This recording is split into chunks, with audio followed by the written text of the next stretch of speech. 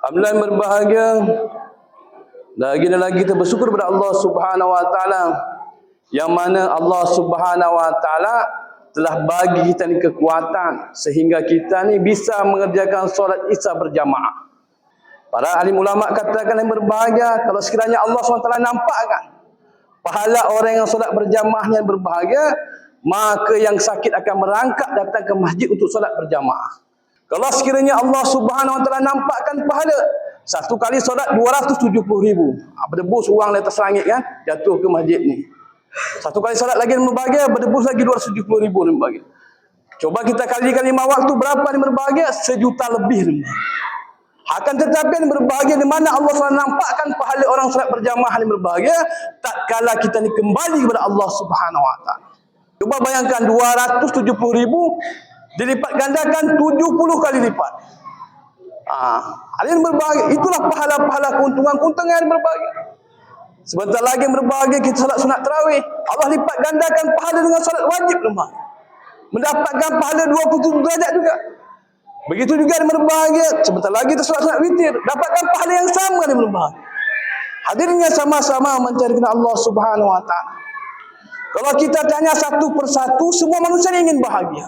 Tak ada manusia yang tak ingin bahagia dan berbahagia. Orang kaya ingin bahagia, orang miskin ingin bahagia, raja-raja ingin bahagia dan berbahagia. Rakyat jelata pun ingin bahagia. Wanita ingin bahagia, laki-laki ingin bahagia. Yang bujangan ingin bahagia, yang gadis pun ingin bahagia dan berbahagia. Hadirnya sama-sama mencari Allah Subhanahu wa taala. Bermacam metode, bermacam pemikiran manusia mengira apabila mereka mempunyai harta yang banyak mereka bahagia. Apabila mereka mempunyai wajah yang cantik mereka bahagia. Ada yang mengira dan berbahagia apabila dia mempunyai wajah yang ganteng dia bahagia. Apabila dia punya pangkat dan jabatan dia bahagia. Apabila dia mempunyai anak yang cantik yang mulia dia bahagia dan berbahagia. Hati ini punya sistem yang berbahagia. Sistem hati yang berbahagia tak bisa bahagia tidur di AC yang nyaman, di kasur yang empuk yang berbahagia. Hatinya yang berbahagia apabila dengan Allah, Allah bizikrillah tatma'innul qulub, hatinya ditenang berbahagia. Walaupun kita ni tidur ada berbahagia, alas tikar dan bahagia nikmat. Hadirnya sama-sama mencari Allah Subhanahu wa taala. Maka di bulan Ramadan yang berbahagia, perbanyaklah baca Al-Quran. Yang kedua yang berbahagia, perbanyak zikir. Kalimat la ilaha illallah. Yang ketiga yang berbahagia, perbanyaklah selawat pada baginda Nabi Muhammad SAW. Yang keempat yang berbahagia, banyak istighfar kepada Allah Subhanahu wa taala. Hadirnya sama-sama mencari Allah Subhanahu wa taala. Semoga Allah Subhanahu wa taala bagi kita ni kekuatan untuk amalkan agama ni di bulan Ramadan yang bahagia. Bulan yang penuh maghfirah. Bulan yang tidak ada gangguan yang bahagia. Setan-setan dibelenggu yang bahagia. Paling-paling ada yang berbahagia tak dibelenggu hawa nafsu saja. Maka di bulan Ramadan yang bahagia kita tingkatkan lagi amal-amal kita yang berbahagia. Apalagi yang berbahagia tak lama lagi, sebentar lagi yang berbahagia, bulan Ramadan telah meninggalkan kita yang berbahagia. Tak lama lagi 10 hari saja yang berbahagia. Maka hadirin yang sama-sama mencari Allah SWT, kita kencangkan lagi baca Al-Quran kita. Saya lihat di sini, Masya Allah, ada saudara kita yang bahagia.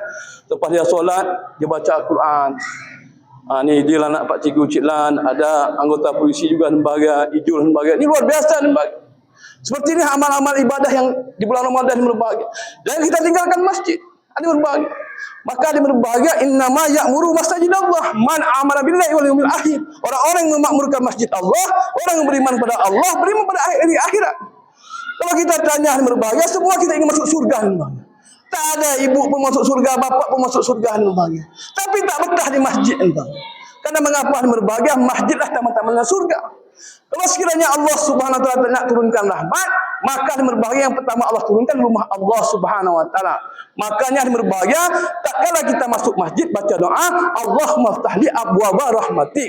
Ya Allah turunkan rahmat di kampung, di masjid ini. Maka tak kala kita keluar dari masjid baru kita baca doa, Allahumma inni as'aluka min fadlik.